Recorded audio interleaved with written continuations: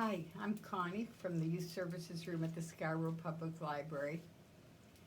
And I'm going to continue reading No Talking by Andrew Clements and published by Simon and Schuster. So the kids are right into their contest now, and we're going to start today with a teacher's meeting to see what the principal, remember how fierce she is, she has a red plastic bullhorn that she tries to keep quiet with these kids that she calls the unshushables. So the faculty meeting is with the principal and the teachers. Chapter 15, Control Center.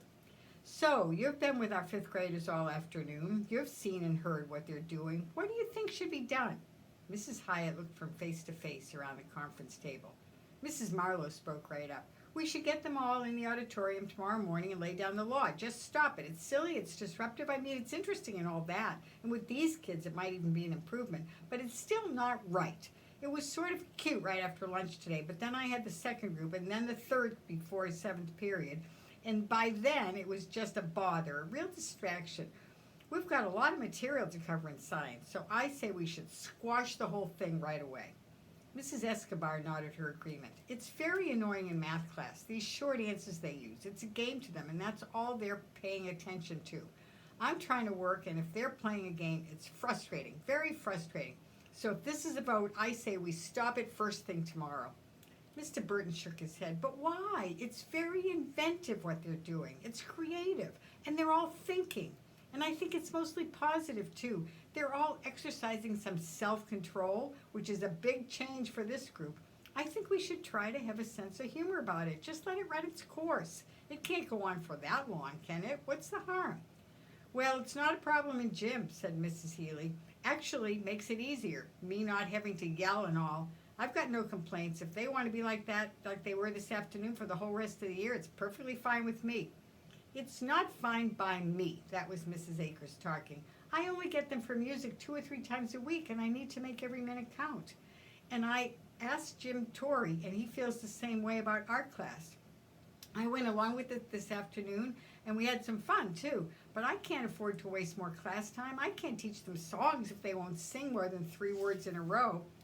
I just realized something, said Mrs. Overby. You know what that little rascal Dave Packer did yesterday?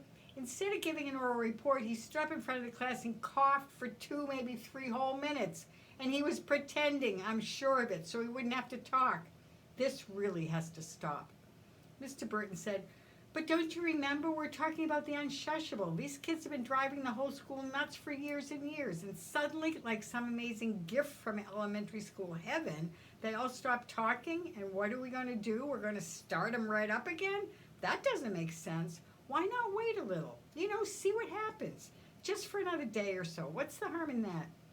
Mr. Burton honestly didn't think it was a problem, but even if he had, he would have asked the other teachers to back off anyway. He was hoping the quiet time would go on long enough for him to gather more information for that paper he needed to write for his human development class. The principal had heard enough. She was glad to get everyone's opinion, but she didn't want the teachers turning against each other. This was her school, and like everything else, this decision was her responsibility. Mrs. Hyatt said, thank you for your thoughts, very helpful, but this is not a voting situation, and I've made my decision. I've been trying to get these kids to quiet down ever since they were in first grade. So it's tempting to go along with this activity of theirs and hope it will lead to improvement. But I think that could be wrong. The sudden quiet might seem easier than all the noise, but neither behavior is really what we want. These children need to learn to be quiet when it's right to be quiet, and they need to talk and participate at the right times too. We don't want an all or nothing situation, which is what we have here. What we need is real balance, real self-control, and if we let them keep up this game or contest or whatever it is, I think we'll be sending the wrong message. So we need to have an assembly tomorrow. I've noticed that Lindsay Burgess and Dave Packer seem to be the ringleaders, and actually, Mrs. Marlowe interrupted, I think it's more like Dave and Lindsay are sort of team captains. They're keeping score, counting words, and it's the boys against the girls. I intercepted a note. The principal raised her eyebrows. A note? You didn't tell me that. Mrs. Marlowe shrugged. It was this afternoon in my classroom. Mrs. Hyatt said, It might have been helpful if you told me about this sooner. The principal paused, letting everyone feel how displeased she was. And in that moment, Mr. Burton thought, women always keeping little secrets. But he immediately corrected that thought, because anybody who hangs on to stereotypes about girls and boys shouldn't, especially if he's a teacher. The principal said, anyway, that's good to know, and I think I see a way to approach this problem. So at the start of homeroom, please bring all the students to the auditorium. It was quiet for the moment. Then Mr. Burton said, what are you going to do if the kids don't respond to your approach? Mrs. Hyatt looked at him, a trace of frost in her eyes. What do you mean? Well, he said, I'm just saying that we've got 5 years of experience with this group. They've never obeyed very well when we've told them to stop being noisy. Why should it be any different when we tell them to stop being so quiet? Mrs. Hyatt stared at Mr. Burton a moment, and in her mind a little voice said, leave it to a man to say something negative. But of course she immediately corrected herself, because that kind of thought can get a principal in trouble. On a school faculty, it's never supposed to be girls against boys. In fact, that's called discrimination, which is against the law. So Mrs. Hyatt looked around the table, smiled, and said, all I can promise is that I'll do my best to resolve the situation in the most orderly way possible. And I know that each of you will do the same. See you all first thing in the morning. As the teachers left the conference room, there wasn't much talking. In fact, there was none. Chapter 16, Orders. It was a bright November Wednesday, and the morning playground at Laketon Elementary School rang with the usual shouts and laughter of children. But there was another layer of schoolyard activity going on, if a person knew what to look for. Because all around the swing sets and the jungle gym and the baseball diamond, small groups formed up as fifth grade friends passed notes and gestured and play acted, trying to tell each other what had been happening since Tuesday after school, trying to tell each other all the clever ways they'd gotten along without talking. The fifth graders were so glad to see each other. They felt like they had spent Tuesday night in lonely prison cells, practically in solitary confinement. There was also some contest business being conducted. It was time for the first test of the overnight honor system. As agreed upon beforehand, boys who had spoken legal words reported to Lindsay, and the girls reported to Dave. As Dave received the morning confessions from a short line of sheepish girls, he felt pretty good. He added 15 more points to the score against the girls. Lindsay felt good too. By holding up fingers, 4 boys admitted they'd spoken a total of 12 forbidden words, which seemed suspiciously low to her. But the rules were the rules, and she had to trust that the boys weren't lying, just like Dave had to trust the girls. And Lindsay admitted to herself that there might be a few cheaters on both sides, so it probably evened out. Anyway, she wasn't worried because she was pretty sure that the girls were still winning. When the first bell rang, everyone went inside. Dave was in Mr. Burton's homeroom. When the second bell rang and all the kids sat silently at their desks, the teacher said, please line up at the door. We're going to have a special 5th grade assembly this morning. If anyone would like to guess what it's about, just speak up. No one did, but Mr. Burton could tell from the looks on their faces that most of them had a pretty good idea. He smiled and said, but don't worry. Who could be upset with such beautifully behaved children? Not me, that's for sure. After his group had filed into the auditorium and taken their seats, Dave turned and looked for Lindsay.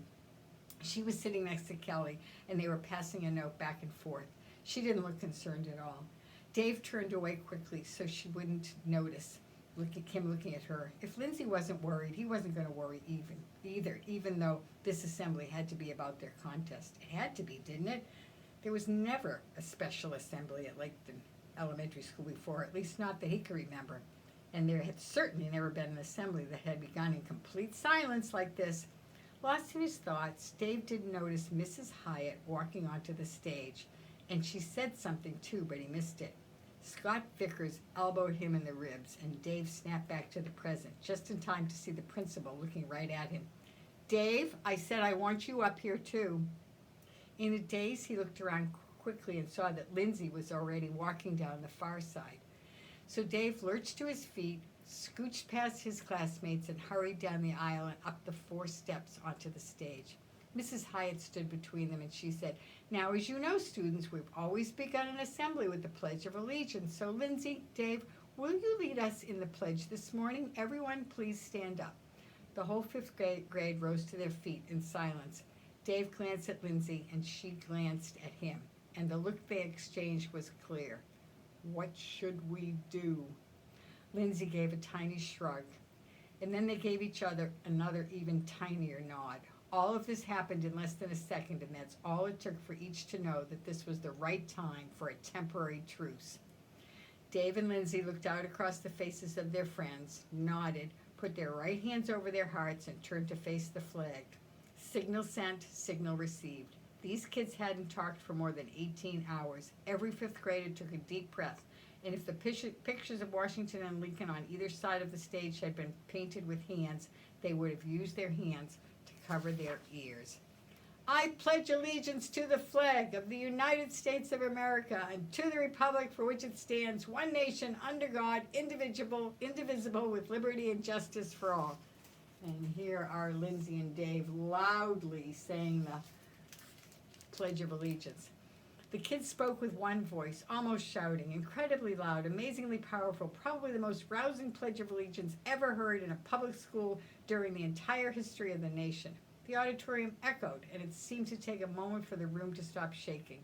As Dave and Lindsay hurried back to their seats, Mrs. Hyatt, her ears still ringing, said, "Thank you. That was excellent. I've called this special fifth grade assembly so that every one of you gets the same message at the same time. As of right now," and here the principal paused and swept her eyes over the upturned faces in front of her, "the contest or what game or whatever you'd like to call this sudden quietness or this 3 words in a row business you're all doing, as of right now, it's over. Ended. Stopped. It was interesting, and I hope you learned something, and we all hope that you also enjoyed yourself, but I have decided that it needs to stop. What you have been doing has made it very difficult to have normal, productive classroom activities. And of course, that is why we're all here, to learn as much as we can every day. So is that clear?" The room was silence, and then a scattering of kids replied, "Yes, Mrs. Hyatt." The principal said, "Is what I am saying clear to everyone?" This time the whole group responded, "Yes, Mrs. Hyatt." But there was no sudden rush of whispering, no undercurrent of talking in the auditorium, no joking and laughing, none of the usual behaviors that the Unshushables were famous for. The group remained silent. And Mrs. Hyatt realized something. Yes, the kids had all responded to her, and just now they had all obediently said, "Yes, Mrs. Hyatt," but that was only 3 words. And now it was still completely silent in the auditorium. So to really prove that they had actually agreed to behave normally, well, she would have to get them all to start talking normally. But the principal instantly decided that this did not feel like the right moment to push it. Better to let the teachers work it out with smaller groups, one class at a time. So she smiled at the fifth graders and said, "Thank you for listening so carefully, and now I hope you all have a wonderful day. Teachers, you may take your first period classes now." Mrs. Hyatt watched the classes leave one by one. It was a very orderly exit. All the kids were behaving extremely well, but it didn't feel right. It was too quiet. Chapter 17, Alliances. As he walked towards his first period class, Dave felt relieved. He was glad Mrs. Hyatt had put an end to the contest. He was especially glad that he wouldn't have to actually mark a big L on Lindsay's forehead, or the reverse of that. Now he could just think about his schoolwork again, because he really was a pretty good student. That's why he was in a high math group. But as he went into the math room, he didn't talk to his friends, and they didn't talk to him. And none of the girls were talking either. No one was actually sure that the contest was over, and no one was taking chances, including Dave. The bell rang, and as everyone took their seats, it was completely quiet. Mrs. Escobar got right down to business. "All right, students, we're still working on metric conversions, and let's see, who's got an answer for the first homework problem?" Lindsay raised her hand, and when Mrs. Escobar nodded, she said, 312. Mrs. Escobar frowned. 312 what? Lindsay said, "Degrees Celsius." Mrs. Escobar looked at Lindsay. "You heard what the principal said a few minutes ago." Lindsay nodded. "About how this little game needs to stop." Lindsay nodded again, and then raised her hand. Mrs. Escobar nodded, and Lindsay said, "But why?" "Why?" said the teacher. "Because it's not good for anyone. It slows down our classwork. Like right now, we should be doing math, and instead we're talking about not talking." Lindsay said, math is numbers. Yes, said Mrs. Escobar, but we need to use words to talk about how we're using the numbers. You know that. You all know that. So stop this right now. Lindsay stood up and pointed at the dry erase board. May I? Mrs. Escobar said, go ahead. Lindsay had her homework paper in one hand and a marker in the other. She wrote out the numbers for the first problem and then showed the 3 steps she used to get to the correct answer. She turned to Mrs. Escobar. When the teacher nodded, she said, how's that? Mrs. Escobar was starting to boil over. I am not amused by this, Lindsay. I know what you're doing and I will not stand for it. Now stop it. Lindsay stood at the board. She pointed at the problem. Is it right? Another 3 words.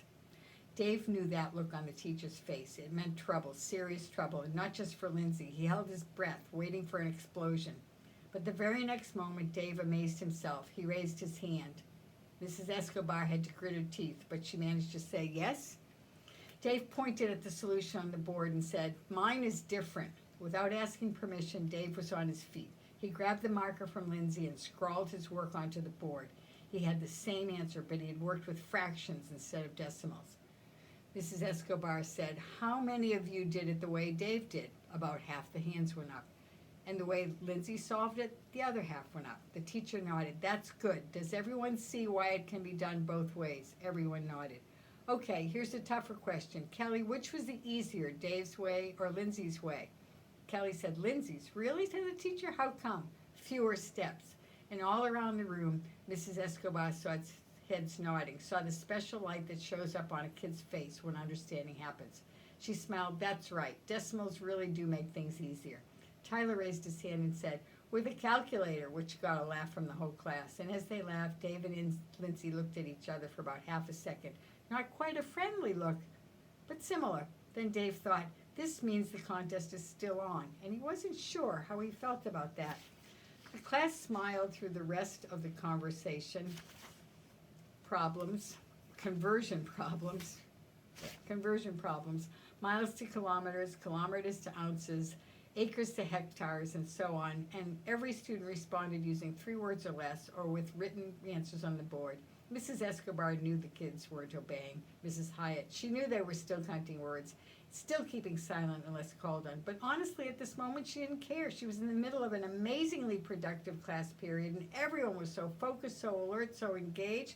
Compared to the classroom experience she had had with these same kids just 24 hours ago, well, it was like night and day. And she liked the day much better. And what was happening in the other first period classrooms on Wednesday, classrooms where Lindsay and Dave were not on hand to provide some leadership. As science class began, Mrs. Marlowe had already decided to make an example of the first kid who gave her a 3-word answer, and it happened to be Kyle. I asked you to tell me about the order Lepidopteria, the teacher said. Kyle nodded. Butterflies and moths, he replied. And that's all you know, she said. He nodded. Pretty much, which got a giggle from the class. Mrs. Marlowe grabbed a notepad and picked up a pencil, reading out loud as she wrote, Dear Mrs. Hyatt, Kyle has refused to obey your instructions. He's not participating in discussion, and Kyle raised his hand and Mrs. Marlowe snapped, What? I'm participating. No, she said. You're deliberately using as few words as possible, and you were disobeying the principal. Kyle shook his head. I'm conserving, she said. That's nonsense. Conservation means, Kyle finished the sentence, not wasting. Mrs. Marlowe glared at him. Conservation is for energy and water and soil and forest. Words don't need conserving. Maybe they do, Kyle said, which was awfully brave of him. And all the kids in the class nodded their agreement with Kyle, which was also very brave. Mrs. Marlowe felt herself getting angry. However, she was an extremely logical person, and she had to admit that Kyle had a point. Anybody who had ever eaten lunch in the teacher's room or sat through a whole faculty meeting would have to agree that a lot of words get wasted every school day. And all that endless gabbing that had made the Unshushables go so famous, 99% of it was waste. But she said, regardless of that, the principal said you must all participate normally in class. Kyle scrunched up his face. What's normal? Mrs. Marlowe said, in this case, it means talking the way the principal wants you to, the way I want you to, the way everyone usually talks and answers normally. Kyle said, can normal change? Well, Mrs. Marlowe paused.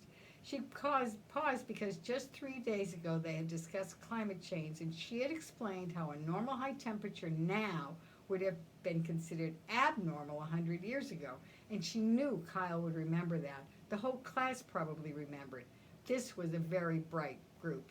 She continued, yes, you could say that, but it's certainly not normal to use only 3 words at a time, or no words at all, not at school. Kyle shrugged, works for me. Mrs. Marlowe thought back to all the times in the past week when she'd had to yell at Carl about his nonstop whispering, about his constant joke-telling, about his never-ending comments on anything and everything that ran through his twitchy little head. And she looked at Kyle sitting there quietly, giving her his full attention, and every other student was doing the same thing. And suddenly the idea of trying to make these kids talk, actually demanding that they all go back to being noisy, self-absorbed chatterbrains, it simply wasn't logical. So Mrs. Marlowe decided to go ahead with her lesson for the day, and she adjusted herself to the new normal because the new normal was at least 10 times better than the old normal. In social studies, there were more oral reports, and Mrs. Overby called on Ed Canner and Bill Harkness to go first. The boys walked to the front of the room, stood shoulder to shoulder, and both of them looked down at the index cards in Bill's hands.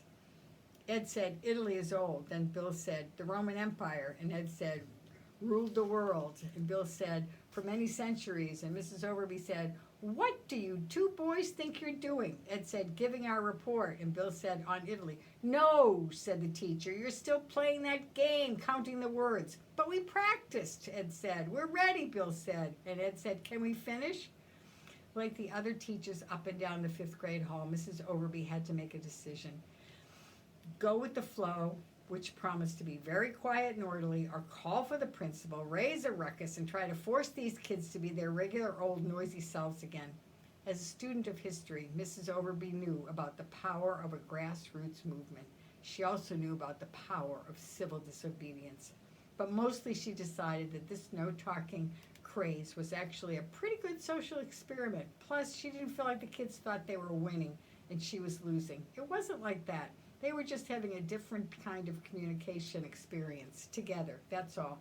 True, Bill and Ed's report on Italy was choppy and awkward and a little hard to follow as they passed the narration back and forth like a ping pong ball, but the boys made all their points. Learning took place, and the whole class sat silently and paid close attention. And the next 5 reports went almost as smoothly. What more could a social studies teacher ask for? So like the other teachers, Mrs. Overby chose the quiet way, and she decided she'd talk to the other teachers later in the morning and see how they were handling the thing. And she'd talk to Mrs. Hyatt, too. Language arts was the easiest class for the kids. Mr. Burton didn't even try to make them stop their activity. If they wanted to be quiet and talk only in 3-word bursts, he was all for it, no matter what the mighty Mrs. Hyatt had said. After all, this was his classroom, wasn't it? And if he believed this way of using words could provide a good language arts learning experience, then couldn't he proceed with it? Yes, absolutely. But he wasn't foolish. He walked to the back of the room, stuck his head out in the hallway, looked both ways, and then closed the door. Back at the front of the room, Mr. Burton said, Eric and Rachel, please come up and sit in these chairs. When they were seated, he said, you 2 are going to have a short debate. A debate is an orderly argument, and each of you will take opposite sides of the same issue. And the question is, should there be soft drink machines in school cafeterias? Rachel, you will argue for this question. Eric, you will argue against it. You will take turns speaking, and you may use no more than 3 words for each statement. Ready? Eric and Rachel shook their heads. No. Mr. Burton said, don't worry, you'll both do fine. Eric, you first, and you may begin. Eric said, soft drinks bad. Rachel shook her head and said, not bad, delicious. Eric frowned, too much sugar. Rachel said, I like sugar. Eric shook his head, sugar rots teeth. Rachel smiled a big smile, not mine. Eric said, milk is better. Rachel said, try sugar-free. Eric said, still bad, nutrition. Rachel held up her arms and made a muscle. I eat vegetables. Eric said, not everyone does. Rachel said, I like choosing. Eric said, soda is expensive. Rachel pulled $1 from her pocket. I have enough. Eric said, spend it smarter. Rachel said, what about freedom? Eric shook his head, not at school. Rachel smirked, very bad news, and they went on like that for about 5 minutes with no let-ups. All the kids were fascinated, and of course, so was Mr. Burton. He took furious notes, writing down each response, trying to record the number of gestures the kids made, their facial expressions, their tones of voice. Very few words were being exchanged, but whole worlds of ideas were floating around as the kids tried to build their arguments. They got emotional, and the 3-word limit was clearly a problem. Still, they packed a lot into so few words. It was like debating with condensed haiku.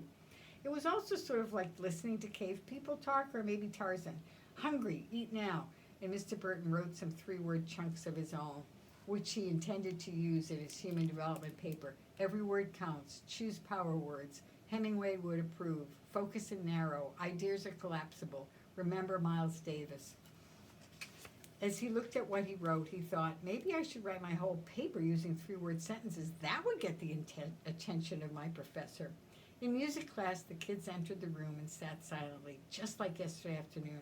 Mrs. Akers was sure the students were going to disobey Mrs. Hyatt's orders, and she was ready to take some drastic steps to stop this nonsense. But when she played an introduction and launched into Over the River and Through the Woods, everyone sang right out. The teacher was amazed. Mrs. Akers felt like there had been a glorious victory for the forces of law and authority, and she intended to write the principal a special note to say thanks for her strong leadership. In fact, though, the principal's talk was not the direct cause of the singing. Taryn had written a simple note, and she had shown it to all the boys and girls as they came into the music room. Singing is not talking. Deal? ? And by nodding, all of the boys and all of the girls had silently agreed that bending the contest rules a little was a good idea, because no one wanted the Thanksgiving music program to sound lousy, and their contest would be over by then anyway. The boys and girls in that first period music class might not have noticed it, but the important thing was not that they had agreed to sing. The important thing was that they had agreed together about anything. 5th grade boys and 5th grade girls at Laketon Elementary School were actually cooperating and helping each other. And that's what was happening in the other 5th grade classrooms too. The boys and girls had joined forces without even realizing it. Together they had resisted the pressure from the principal and from their teachers. They had used their wits and teamed up to prove that not talking was a simple, harmless activity. It wasn't like the boys and girls were getting all buddy-buddy or anything, and it wasn't like the teasing and taunting had completely stopped, because old habits are hard to break.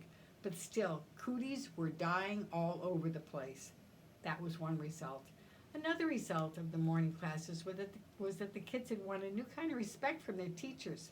Teachers have great respect for order and self-discipline. Teachers love to make careful plans and then put them into actions. It's what they do.